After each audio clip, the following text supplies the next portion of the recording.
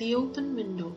This tale is penned by the author known as Hector Hugh Munro, who adopted the pseudonym Saki. The story revolves around Frampton Nuttel, who, suffering from nervousness, seeks treatment in the countryside. Unfamiliar with anyone in the area, his sister provides him with letters of introduction.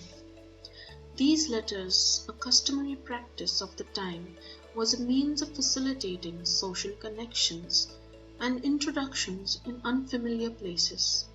With these letters, Mr. Nuttel plans to visit Mrs. Sappleton, one of the people he was supposed to meet. The visit sets the stage for the unfolding events.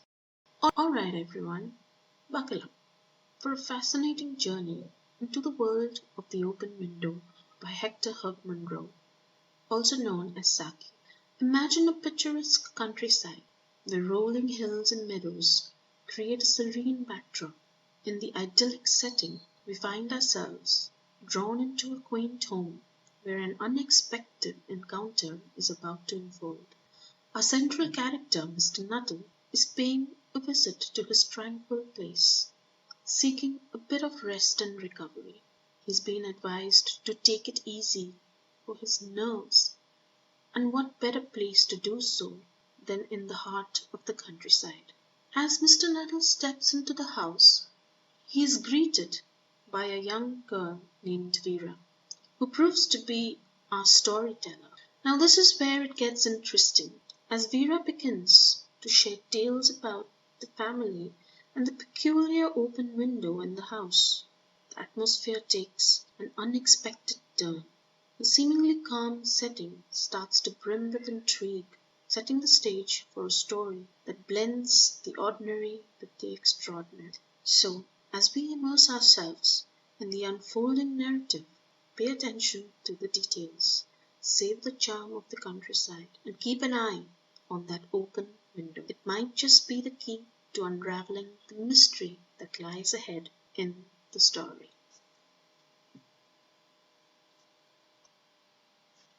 The Open Window. My aunt will be down presently, Mr. Nuttel, said a self-possessed young lady of 15. In the meantime, you must put up with me. Frampton Nuttel tried to make pleasant conversation while waiting for the aunt. Privately, he doubted more than ever whether these formal visits on total strangers would help the nerve cure which he was supposed to be undergoing in this rural retreat. I'll give you letters to all the people I know there, his sister had said.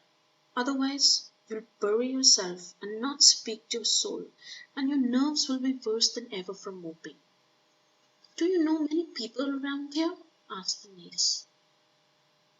Hardly a soul. My sister gave me letters of introduction to some people here. Then you know practically nothing about my aunt, continued the self-possessed young lady. Only her name and address, admitted the caller.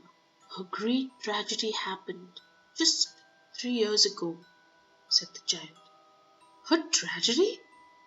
Asked Frampton. Somehow, in this restful spot, tragedies seemed out of place. You may wonder why we keep that window open so late in the year, said the niece, indicating a large French window that opened on a lawn. Out through that window, 3 years ago to a day, her husband and her 2 young brothers went off for their day's shooting. In crossing the moor, they were engulfed in a treacherous bog. Their bodies were never recovered. Here the child's voice faltered. Poor aunt always thinks that they'll come back someday, they and the little brown spaniel that was lost with them, and walk in the window. That is why it is kept open every evening till dusk.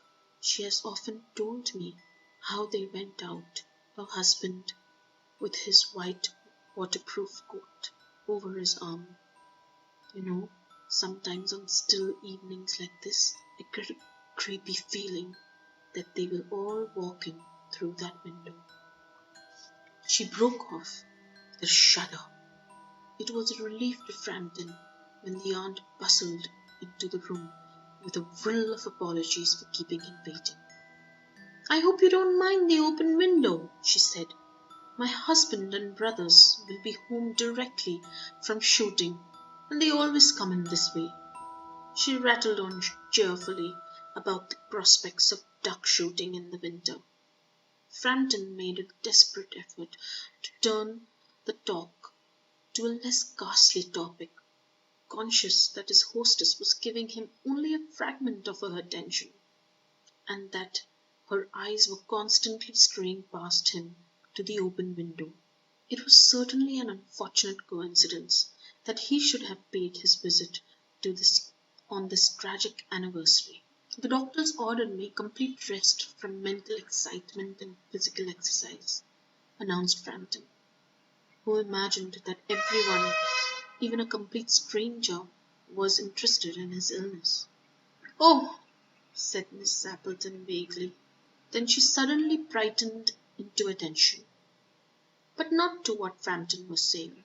"Here they are at last," she cried, "in time for tea, and muddy up to the eyes." Frampton shivered slightly and turned towards the niece with a look intended to convey sympathetic understanding. The child was staring through the open window with dazed horror in her eyes.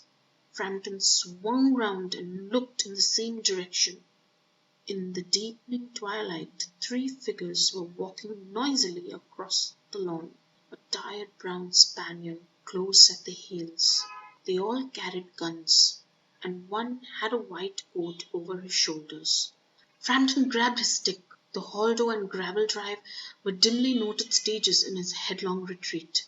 "Here we are, my dear," said the bearer of the white mutton torch. "Who was that who bolted out as we came up?" "An extraordinary man, a Mr. Nuttel," said Mrs. Sappleton, "who could only talk about his illness, and dashed off without a word of apology when you arrived.